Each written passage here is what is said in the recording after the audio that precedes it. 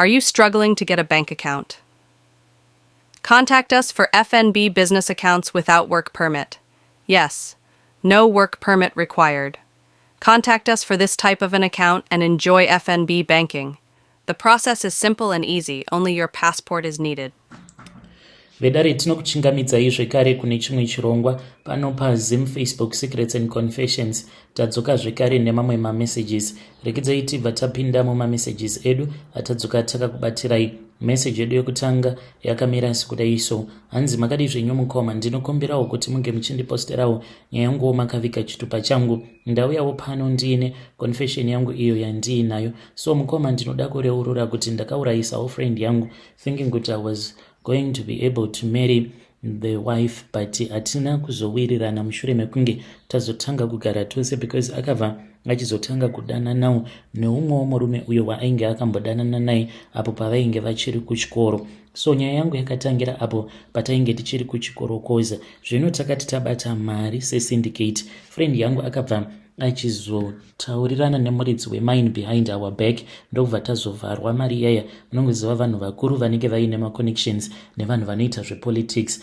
Takanyimwa mari mukoma kutoti mari ingabuda, zvikabva zvanzi tainge tichazopiwa mari dzedu. Takazodzokera kuya tikabva tataona kutoti kwainge kwakatososerwa kuine support unit. There was no way that we were ever going to get our money. Zvadaro mukoma ndakabva ndachizoita grudge naye, but takangoramba zvedu tiri my best friend. From there on ndainge ndichingomutsvakira nyaya chete. Shungu dzangu dzainge dziri dzekuti ndinge ndichirwidzana naye, but ndaishaya pekumubatira. Ndakatombotenga vamwewo vekune rimwe syndicate ndichitira kuti paya kana tiri mubhawa pakuzononetsana, asi musi wacho akabva aita sekunge anyumwa until one day painge paine umwe mufesi uyo ainge achangobvawo kuno kuSouth Africa. So akauya kumusha, wainge uri musi wa20 paakauya, then takazoti tichinwa doro, ndokubva ndatongotanga kungonyeya best friend yangu ndichimuti munhu ane utsinye chichichi. Then takati tichinwa doro kudaro, ndokubva vachizotanga kunetsana. Pavakangotanga kunetsana, uya ndakabva ndamupa mari yandakamupa mukoma, it was only $50. Ndo mari yandakashandisa pakunotengesa upenyu hwebest friend yangu. Ndakamuti mari iyi imbwa iyi ibaye nebanga zviya zvamunoita kuJoni. Mukoma vakati vachinetsana kondaigozivei kuti uyu ainge atoriwo nengozi dzake dzainge dzichimuteverera because kuno kuSouth Africa hanzi aitawo izvozvo zvekubira vanhu mafoni. So vakati vachinetsana kudaro, kunodai ndokubva atongomubaya nebanga rumwe chete, then ndokubva atofa friend yangu. But paakazofa zvake ndainge ndisisipo. Mukomana kana mukaposta nyaya yangu ndizivise I regret a lot nekuda kweizvo zvandakaita, because this friend of mine, even though ainge akatiitira utsinye, but aingovawo munhu wekuti kana anwa doro asvuta nembanje, mbanje dzaizotanga kumukontrola. Ndo zvakaitika ipapo, akadaidzwa nemurungu kuine brai kumba kwemurungu. Saka I think akazofarisa too much, ndokubva achizotanga kuudza murungu kuti taipota tichiba goridhe tichiita sei. Murungu akabva ati demeti yavo handisi kuda kana kumbovapa kana sendi. Ndo zvakaitika mushure mekunge iye azoshayika avigwa, ndikaramba ndichingoenderera mberi nekufambidzana nemudzimai wake. Asi ndainge ndisina kuziva kuti behind the beauty there were a lot of secrets. Mukoma ndakazorwadzisiwa kusvika pekupedzisira, ndokubva tachizoparadzana zvedu. Ndikauya kuno kuSouth Africa, but mumwoyo mangu handitomborina kana peace at all nekuda kweizvo zvandakaita. Ndakaurayisa friend yangu. Izvizvi ndinonzwa zvichinzi mai vacho hanzi vanongopembera nenyika, vana vachitambudzika variko kumusha vaina gogo vavo. Vana ava dzimwe nguva ndinotiwo kana ndikawanawo zvimari zvandinenge ndawana, ndinopa umwe munin'ina wangu, ndobva ndati enda unge uchinovapa mari. Handisi mupfumi mukoma, kuno ndiri kutotamburawo, but I'm just trying to do this because I am the one who messed up big time. Dai kwanga kuri kunzi ndiri munhu ane mari yakawanda, ndaisva hangu vana ava ndavaendesa kuchikoro, at least vakwanise kuwanawo ramangwana rakanaka. Vedare ndo message iyo yandakatumidzirwa ichibva kuna mukoma vedu. Ngatizamei kuti tinge tichitaura navo mukoma vedu ava mucomment section. Itori ngozi yoyo mukoma, makauraya kaimi. Itori ngozi iyoyo. Ngatizamei kuti tinge tichitaura navo mucomment section. Rekezei tibva taenda panyedu inotevera. Nyedu inotevera yakamira sekudai so. Hanzi makadi zvenyu mukoma, ndinokumbirawo kuti munge muchindiposterawo nyaya yangu makaviga chitupa changu. Inini ndauyawo pano ndiine confession yangu iyo yandinayo. Mukomana she ndinoda kureurura kuti ndiri kufambidzanawo nemurungu uyo wandinoshandira, but murungu uyu dambudziko riripo nderekuti dzimwe nguva anotoita racism kwandiri. Ndinoshaya kuziva kuti saka love yacho imbori pai. I know kuti I am just a maid and I know kuti varungu vagara vakativenga isusu sevanhu vatema, but I thought kuti me sharing the bed with him kana madam vasipo, maybe this was going to make me his own equal. But mukoma pane rimwe zuva raakanditi you are a baboon. Zvakaitika that day, akati abva kushopping, then I dropped one of the plastics mainge muine madoro ainge arimo imomo, then one of the beer bottle it cracked open akabva anditi you are a baboon, do you know how much this beer is costing me? Ndakarwadziwa chaizvo. Mangwana acho mukadzi wacho akati asipo aenda kubasa, ndopaakabva achizoya kwandiri kwava kundimbundikira achinditi sorry, it is just that I was angry with you. Usiku hwose handina kana kumborara ndichingofunga nezvako. Ndikati why did you not call me? Akati I never thought about it. Mukomanashi munhu uyu anondida here kana kuti ingoriwo nyaya yekuti since ari munhu ane racism akangozviudza kuti anenge achida kungorara nemunhu mutema chete achimuita zvaanoda. Kana mukaposta nyaya yangu ndizivisei, ndichange ndichizotevererawo ndiri mucomment section. Hey vedare, ndo message iyo yandakatumidzirwa ichibva kuna vahanzvadzi vedu. Zvakangooma hazvo vedu we. Do you think kuti munotodiwa naye murungu wenyu uyu nai vahanzvadzi? There is no love ipapo. Asi ngatizamei kuti tinge tichitaura navo mucomment section. I think muri kutongoshandisirwa reverse psychology nemunhu uyu. Rekezei tibva taenda panyedu inotevera. Nyedu inotevera yakamira sekudai so. Hanzi makadii mukomanashi, ndine nyaya yanguwo. Ndakauyawo muno muSouth Africa last year in November. Mawiro andakaita ndakasangana nevamwe madzibaba paFacebook ndokubva vandipfimba. So ndakabva ndabvuma nekuti ndakaonawo kuti munhu anoonekerawo anokwanisa kuzochinja upenyu hwangu. Zvadaro vakanditumira mari kuti ndiuye kuSouth Africa. Ndasvika kuno vakanditambira zvakanaka. Ndofunga takagara dzinenge 2 days ndokubva vandiudza kuti wakatouya kubasa. Ndikati basa rei? Ivo madzibaba ndipo pavakabva vazondiudza kuti vanoitawo zvekuprofita.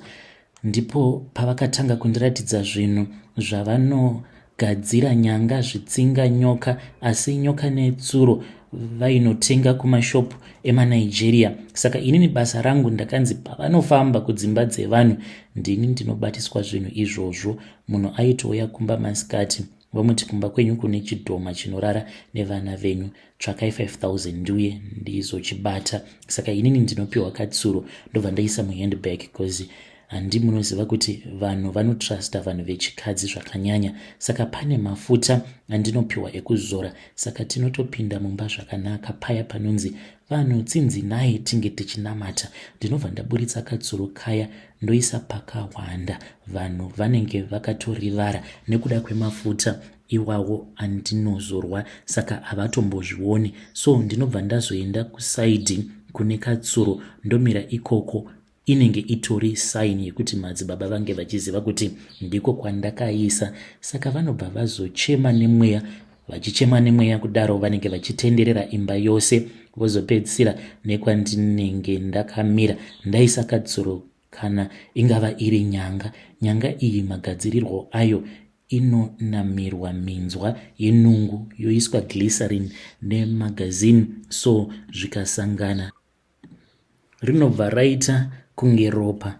Zvitsinga vanotenga matovo embudzi vocheka kadiki vosonerera zvuma zvinenge zvakutotyisa. So kana akaudza munhu kuti wakadyiswa unoda kurutsiswa, anobva azoisa kanhu kaya mumhino. Mukomanashi hapana munhu anorutsa akavhura maziso, saka anobva azoisa munhu ruoko mumukanwa.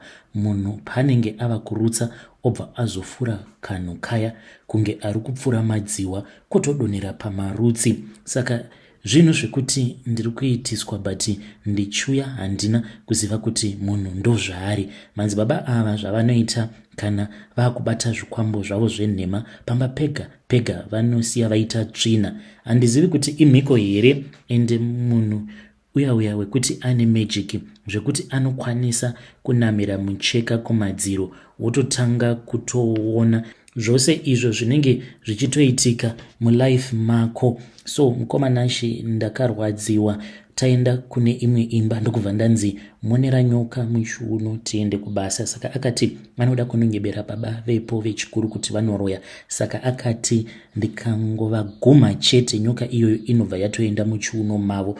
Ndobva ndaita sekudaro ndokubva atanga kuvati baba munoroya mune nyoka inorara nevanasikana venyu, kutaura kuno nyoka iyi iri muchiuno menyu. Vakanzi bvisai hembe. Vakati vabvisa hembe kudaro nyoka iyi ikabva yaonekwa nemunhu wese. Baba ivavo vakachema zvakanzwisa munhu wese tsitsi, but hazvina kushanda. Inini zvangu mukomana shandichadi cause ndakambopotsa kufa ndarohwa nezvitsinga zvechokwadi cause takaenda kunopisa zvinhu zvevamwe mbuya vainzi vanoroya. Saka pane chinhu chakaputika chinhu ichi chichiuya kwandiri muno muSouth Africa. Handina kana kwandinomboziva. Ndaikumbirawo kubatsirwawo nemari yebhazi nditoita zvekutotiza ndidzokere kuZim cause ndinoona kuti munhu uyu ndikada kuramba ndiinaye ndiri muno muSouth Africa tikasangana anogona kundiuraya nekuti anoziva nzvimbo dzakawanda, anoenda achibatsira vanhu.